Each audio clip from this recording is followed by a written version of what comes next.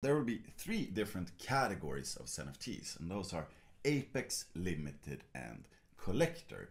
Apex will also be divided into 5 different classes, and Collector will also be divided into 8 different classes. And each category and its class is bound with different conditions in order to acquire them.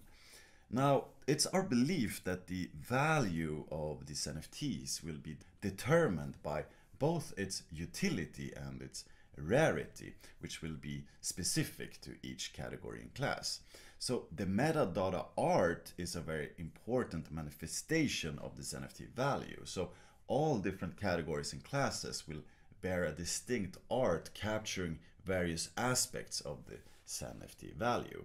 Now I will go into the depth of what these different categories are and what the conditions are for their individual issuance and acquisition. First off, we have Apex, which is the top tier in the Zen torrent hierarchy.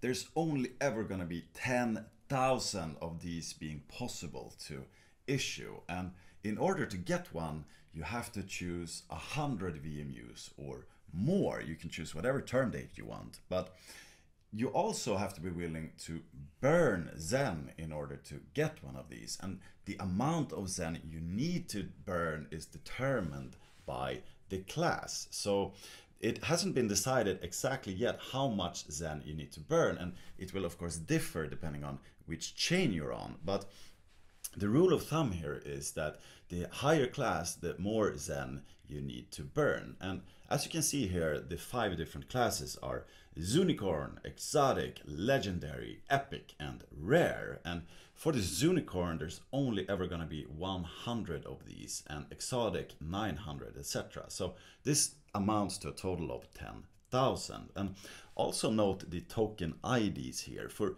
each NFT, you will see this ID number, and then you can easily verify what class it belongs to. So with Apex, you have to yourself weigh the value of burning your beloved Zen, however much is required, in relation to the value of the rarity and current and potential future utility of the Apex NFT.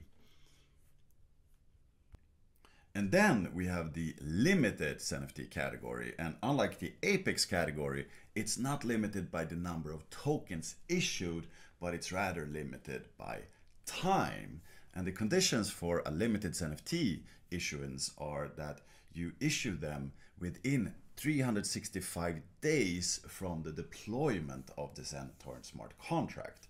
The count of VMUs need to be 100 or more for the Ethereum network, and you also need to burn Zen in order to issue one of the limited NFTs. And exactly how much you need to burn for the limited is not defined yet, and it will of course differ from each network. However, the burn amount for a limited NFT will be less than the amount required by the lowest class in the Apex category.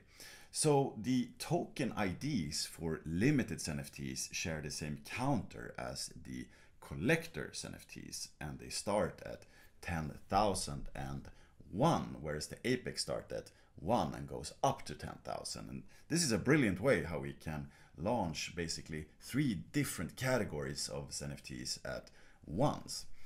With a limited NFT, you have to weigh the value of time and rarity due to the fact that you can only mint them for only 365 days, after which it will be impossible. This in addition to the burning of your Zen as well. We have the collector NFT category, which can be minted for free plus gas by anyone, anytime, any number of time. There's no burning required for the collector's NFTs, and you can choose as low as 1 VMU and a mint term as low as 1, of course. In order to make the collector's NFTs less common and introduce additional game theory spirit for all the NFT owners, the Zen Torrent collector tokens are also divided into classes. And in this case, the qualifying parameters is the power, which is computed as the number of VMUs times the mint term. And And the class is then decided by taking that power divided by 7,500. So for instance, if you take 100 BMUs and a min term of 400 days, the power is 100 times 400, which is 40,000. And then to get the class, you take 40,000 divided by 7,500, which is 5.333, which leads to a sapphire because it's a 5 here. But you don't really need to do this last step. You can also see here by the power that it's 40,000, which is within the sapphire range here.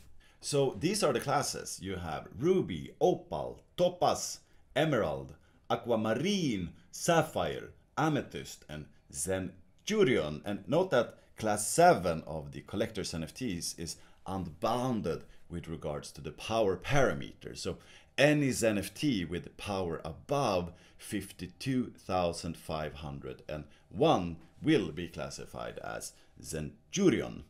The choice of this synthetic property is determined by the fact that it serves as the best proxy for the value of the future Zen rewards, and it can be used as a quick comparison factor between the different NFT classes.